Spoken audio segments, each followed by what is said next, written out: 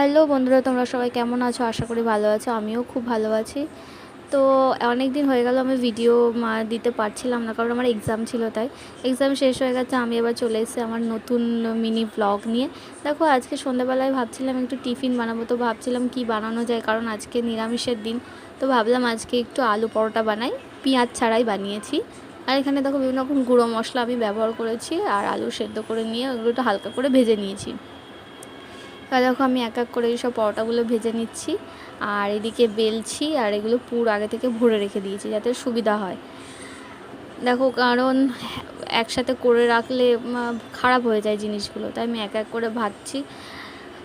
দেখো, বাড়ির সবার জন্যই বানিয়েছিলাম। আর দেখো করতে করতে পুরো গরমে পুরো ঘেমে গেছি, এত গরম লাগছে কি বলবো। আর দেখো অনেকগুলোই বানানো হয়েছে বাড়ির সবার জন্য, যেহেতু সবাই খেয়ে খুব ভালো বলেছে। আর এদিকে দেখো আমি এবার চাও বসিয়ে দিয়েছি। টাটা সবাইকে।